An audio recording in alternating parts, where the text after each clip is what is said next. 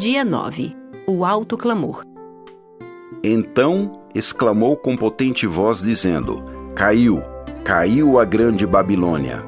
Ela se tornou morada de demônios, refúgio de toda espécie de espírito imundo e esconderijo de todo tipo de ave imunda e detestável, pois todas as nações beberam do vinho do furor da sua prostituição. Com ela se prostituíram os reis da terra. Também os mercadores da terra se enriqueceram à custa da sua luxúria. Ouvi outra voz do céu dizendo: Saiam dela, povo meu, para que vocês não sejam cúmplices em seus pecados e para que os seus flagelos não caiam sobre vocês. Apocalipse 18, 2-4. Você já ouviu falar em alto clamor? Sabe o que isto significa? Alto clamor é a expressão usada para descrever uma profecia mencionada no livro do Apocalipse.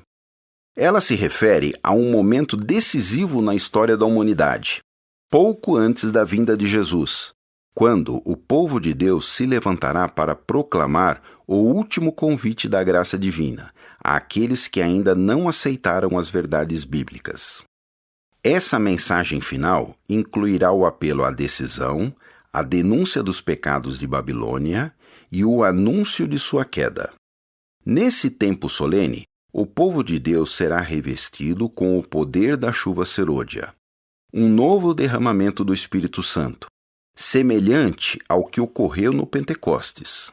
Por meio dessa proclamação realizada com a plenitude do Espírito Santo, muitos se converterão, e pessoas sinceras de diferentes religiões se unirão ao povo remanescente. Palavra revelada.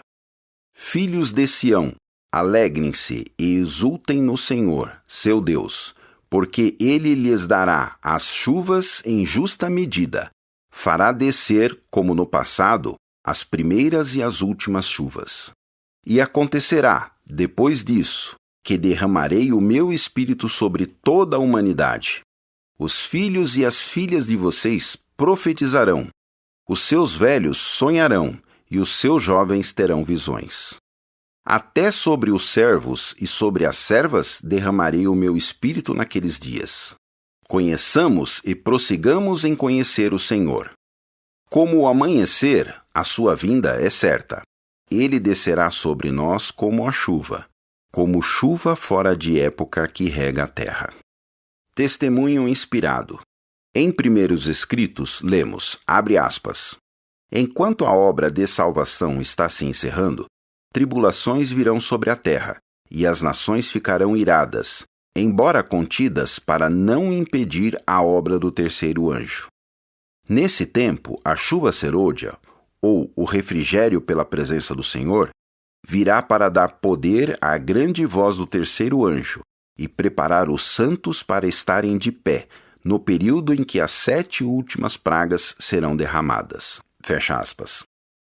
Em Testemunhos para a Igreja, volume 1, lemos, abre aspas, à medida que a terceira mensagem se avoluma e se torna alto clamor, e que a obra final é acompanhada de grande poder e glória, o fiel povo de Deus participa dessa glória.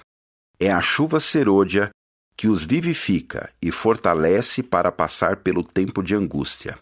Seu rosto brilhará com a glória daquela luz que acompanha a mensagem do terceiro anjo. Fecha aspas.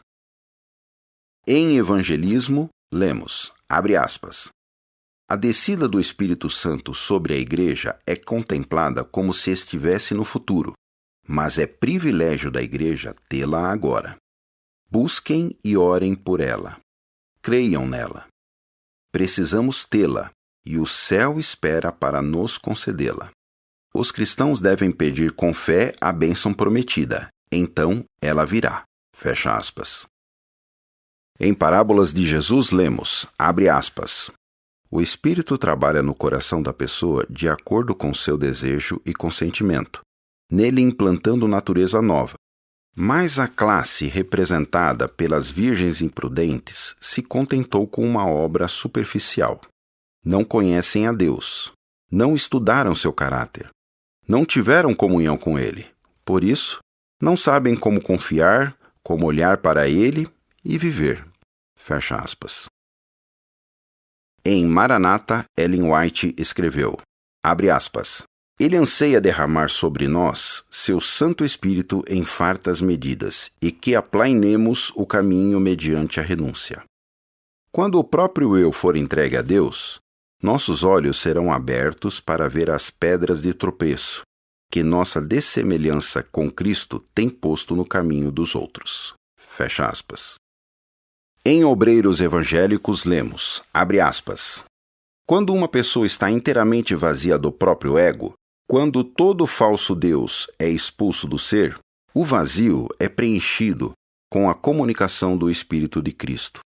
Essa pessoa possui a fé que purifica a alma de contaminação. Está em conformidade com o Espírito e pensa nas coisas do Espírito.